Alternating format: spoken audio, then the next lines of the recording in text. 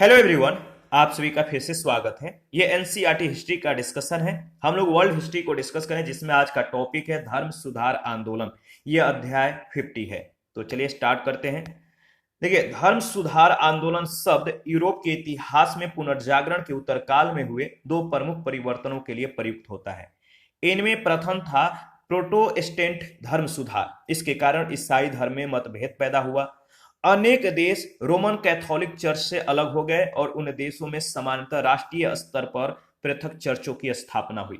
दूसरे परिवर्तन का जो संबंध है, रोमन कैथोलिक चर्च के भीतर हुए उन सुधारों से था जिन्हें आमतौर पर कैथोलिक धर्म सुधार या प्रति धर्म सुधार के नाम से जाना जाता है। धर्म सुधार महज एक धार्मिक आंदोलन नहीं था, बल्कि इसका संबंध उस काल के उन सामाजिक तथा राजनीतिक आंदोलनों से था जिन्होंने मध्य युग का अंत करके आधुनिक युग को जन्म दिया। आरंभिक मध्य युग में कैथोलिक चर्च रोम के पोप के अधिनायकत्व में एक विशाल श्रेणीबद्ध संगठन बन गया था। समूचे पुरोहित तंत्र पर पोप की परम सत्ता स्थापित हो गई थी और पोप का प्राधिकार सीधे लागू होता था।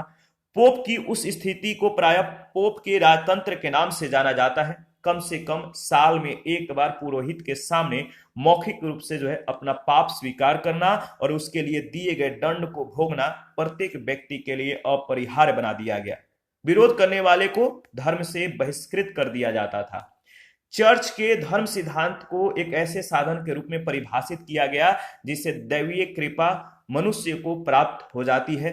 ईश्वर की कृपा प्राप्त करने के लिए इन संस्कारों को अपरिहार्य माना गया और कहा गया कि इनके बिना मुक्ति संभव नहीं है। याद रखिएगा, जनसाधारण के लिए तीन सर्वाधिक महत्वपूर्ण जो संस्कार थे, जनसाधारण के लिए तीन सर्वाधिक महत्वपूर्ण जो संस्कार थे, पहला है नाम संस्कार, दूसरा है पाप स्वीकार संस्कार और तीसरा है यूखारिस्ट यानी परम प्रसाद संस्कार। याद रखिएगा, कैथोलिक चर्च की जो बुराइयां हैं, किस तरह से बुराइयां इसमें लिप्त थी, देख लेते हैं। धर्म सुधार आंदोलन को कैथोलिक चर्च में पनपी हुई बुराइयों के विरुद्ध भड़का हुआ प्राय एक विद्रोह माना जाता है। याद रखिएगा, किस तरह से बुराई इसमें पनपी हुई थी, किस तरह से बुराइयों से यह जकड़ा हुआ था। चर्च की धर्म श्रेणी के कुछ पुरोहित और उच्च धर्माधिकारों ने भ्रष्ट साधनों से अपने पद प्राप्त किए थे। वे विलासिता और अनैतिकता का जीवन व्यतीत कर रहे थे। ऊंची बोली बोलने वाले को धार्मिक पद प्रदान किए जाते थे और जो लोग पैसा खर्च करके ऐसे पद प्राप्त करते थे वे अपनी सेवाओं के लिए ऊंची कीमत वसूल करके अच्छी कमाई कर लेते थे। पोप और उच्च पदस्थ पुरोहित राजाओं की तरह रहते थे, राजाओं की तरह भोग विलास करते थे। ठीक है, देखिए, एक नई बुराई ऐसे पत्रों की बिक्री थी जो पापों से इस जीवन में और नरक में दंड भोगने की मुक्ति दिलाने का दावा करते थे। तो एक नई बुराई ऐसे पत्रों की बिक्री थी जो पापों से इस जीवन में और नरक में दंड भोगने से मुक्ति दिलाने का दावा करते थे। चर्च में धर्म विरोध के दमन के लिए एक व्यापक व्यवस्था का आयोजन किया गया था। धर्म विरोधियों को खोज निकालने और दंड देने के लिए धर्माधिकरण या एक अदालत की स्थापना की गई थी। मुक्ति पत्र खरीदने के अलावा अब कोई भी पत्र, मतलब जो मुक्ति पत्र था, इसके खरीदने के अलावा अब कोई भी व्यक्ति फीस या शुल्क देकर आस्था के बदले में मुक्ति प्राप्त कर सकता था। तो मुक्ति पत्र खरीदने के अलावा कोई भी व्यक्ति फीस या शुल्क देकर आस्था के बदले में मुक्ति को प्राप्त कर सकता था। पुरोहित, बिशप और यात्री साधु किसी विवाह को वैध या अवैध घोषित कर सकते थे। शुल्क अदा करने पर समस्याएं सुलझ जाती थी। जन्म से लेकर मृत्यु तक के जीवन के हर कार्य के लिए शुल्क की व्यवस्था थी।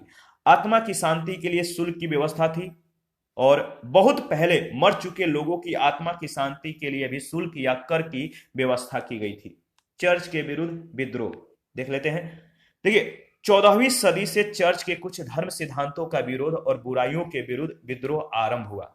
कैथोलिक चर्च की भाषा लैटिन थी, जिसे आम जनता समझ नहीं पाती थी। यूरोप की किसी भी आधुनिक भाषा में धर्म ग्रंथ उपलब्ध नहीं थे। लैटिन, हिब्रू और ग्रीक भाषाओं को पवित्र समझा जाता था। देखिए, वाइक्लिफ बाइबिल के पहले अंग्रेजी अनुवाद का प्रेरक और समर्थक था। आम जनता में धर्म ग्रंथों के ज्ञान का प्रचार करने के लिए उसने गरीब प्रचारकों का एक दल बनाया, वाइक्लिफ, याद रखिएगा। 1401 ईस्वी में इंग्लैंड की पार्लियामेंट में धर्म विरोधियों को जलाने के औचित्य के बारे में एक कानून बनाया।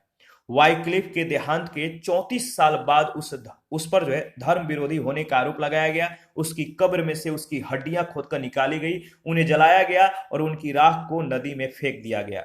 वाइक्लिफ की शिक्षाओं का उसके शिष्यों ने इंग्लैंड के बाहर भी प्रचार किया। उसमें से एक, याद रखिएगा, चेकोस्लोवाकिया का जॉन हुस था। कौन? जॉन हुस, जिसे धर्म विरोध के लिए अपराधी घोषित किया गया एवं 1415 ईस्वी में उसे खूंटे से बांधकर जिंदा जला दिया गया। मृत्यु दंड के पश्चात उसके देश में एक प्रबल मतलब कि विद्रोह हुआ। परिणाम स्वरूप वहां कुछ वर्षों के लिए गणतंत्र की स्थापना हुई। इसके बाद मार्टिन लूथर और प्रोटेस्टेंट धर्म सुधार आंदोलन, इसके बारे में देख लेते हैं।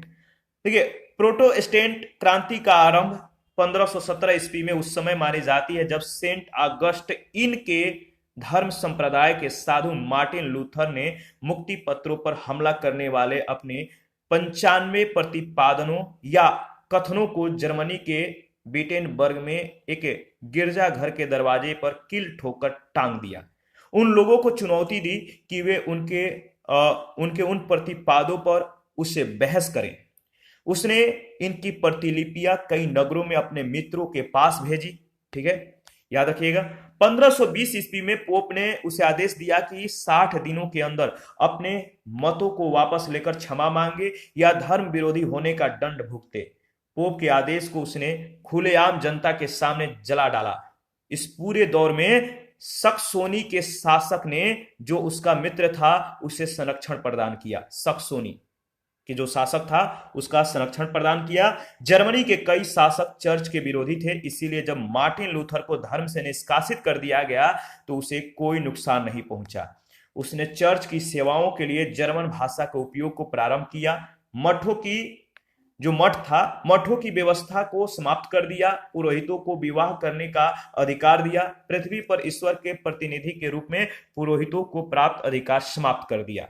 अधिकांश संस्कारों को समाप्त कर दिया गया। तीर्थ यात्राओं तथा तबरूकों यानी संतों के अवशेषों की पूजा के स्थान पर धर्म पर अधिक जोर दिया गया। उसने धर्म ग्रंथों की मान्यताओं को सर्वाधिक महत्व दिया। कैथोलिक धर्म के विरोध में मार्टिन लूथर के अनुयायी, जो राज को मतलब चर्च से ऊपर मानते थे, प्रोटेस्टेंट कहलाए। यह परिवर्तन चर्च की सर्वोच्च स्थिति के प्रतिकूल था, याद रखिएगा। आगे बढ़ते हैं। देखिए, अगर बात किया जाए तो नेक्स्ट प्रोटेस्टेंट धर्म सुधार आंदोलन का प्रसार। प्रोटेस्टेंट धर्म सुधार आंदोलन का जो प्रसार है किस तरह से हुआ? जर्मनी में लूथर की सफलता के बाद प्रोटेस्टेंट धर्म सुधार का कई अन्य देशों में भी प्रचार हुआ। स्विट्जरलैंड में प्रोटेस्टेंट धर्म सुधार का नेतृत्व, याद रखिए, ज्वेंगली और जॉन काल्विन ने किया। वस्तुतः काल्विन के विचारों को यूरोप के विभिन्न भागों में लूथर के विचारों से अधिक समर्थन मिला। काल्विन के विचारों से मिलते जुलते कई धर्म संप्रदाय अस्तित्व में है। इंग्लैंड तथा अमेरिका में वे प्यूरिटन, याद रखिएगा, इंग्लैंड तथा अमेरिका में वे प्यूरिटन, स्कॉटलैंड में प्रेस्बिटेरियन और फ्रांस में ह्यूगेनॉट कहलाए। स्कैंडिनेवियन देश, जो स्कैंडिनेवियन देश था, जैसे डेनमार्क, नॉर्वे और स्वीडन, तो स्कैंडिनेवियन देश डेनमार्क, नॉर्वे, स्वीडन के शासकों ने लूथर के धर्म को स्वीकार कर लिया और इन देशों में प्रोटेस्टेंट लूथरीय चर्च राजकीय चर्च बन गया। इंग्लैंड के हेनरी एट थे, इसको अपनी पत्नी कैथरीन का त्याग करने की पोप से अनुमति नहीं मिली। तो इंग्लैंड के हेनरी 8 को अपनी पत्नी कैथरीन का त्याग करने की पोप से अनुमति नहीं मिली, तो उसने क्या किया? उसने अपने को चर्च का प्रमुख घोषित कर दिया। देखिए, 1959 ईस्वी में रानी एलिजाबेथ प्रथम ने राजकीय चर्च के रूप में इंग्लैंड के चर्च की स्थापना की। इसके बाद कैथोलिक धर्म सुधार, इसके बारे में देख लेते हैं। देखिए, कैथोलिक चर्च में सुधार करने के लिए कई कदम उठाए जाने लगे। कई कदम उठाया गया, किसके लिए? कैथोलिक चर्च में सुधार करने के लिए। जिस काल में कैथोलिक चर्च के अधिकारियों ने सुधार के लिए प्रयास किए और चर्च की खोई हुई शक्ति को वापस लाने के लिए कार्य किया, वह प्रति धर्म सुधार आंदोलन अथवा कैथोलिक धर्म सुधार के आंदोलन का काल कहलाया। धर्म परिवर्तन करके प्रोटेस्टेंट बनने जो धर्म परिवर्तन करके जो प्रोटेस्टेंट बने लोगों को कैथोलिक पंथ में वापस लाने और नए लोगों को उसमें दीक्षित करने के उद्देश्य से एक नए समाज जेसुइट संघ की जो है स्थापना की गई। इसका संस्थापक याद रखिएगा इग्नेशियस लोयोला था। कौन? Ignatius Loyola. वह स्वे वो जो इग्नेशियस जो लोयोला था वह स्पेन वासी था और प्रारंभ में एक सैनिक के रूप में यह जीवन प्रारंभ करने वाला लोयोला कालांतर में प्रतिवादात्मक धर्म सुधार आंदोलनों का सबसे सशक्त सेना सिद्ध हुआ। उसके द्वारा स्थापित सोसाइटी ऑफ जीसस ने न केवल यूरोप बल्कि एशिया, अफ्रीका और अमेरिका जैसे नवीन क्षेत्रों में कैथोलिक संप्रदाय को फैलाया। जेसुइट संघ के सदस्यों को कैथोलिक धर्म के प्रचार प्रसार में बहुत जो है अधिक सफलता मिली। चीन, भारत और उत्तरी एवं दक्षिणी अमेरिका में जेसुइटों ने जो जेसुइट थे इनके प्रयासों से ही अपने पैर जो है जमाए और इनके प्रयासों से प्रोटेस्टेंट संप्रदाय की तीव्र प्रगति रुक गई तथा मृत प्राय कैथोलिक धर्म में नव जीवन का संचार हुआ। इसी के साथ आज का सेशन समाप्त करते हैं। नए सेशन में नए देशों की खोज और व्यापार के संदर्भ में डिस्कस करेंगे। आप अपना प्रतिक्रिया देते रहिए। आपके प्रतिक्रियाओं का हमें बेसब्री से इंतजार रहता है। और जिन लोगों ने Telegram channel, Telegram quiz group, Facebook page को ज्वाइन नहीं किया है, वीडियो के डिस्क्रिप्शन बॉक्स में उसका लिंक है, आप ज्वाइन कर सकते हैं।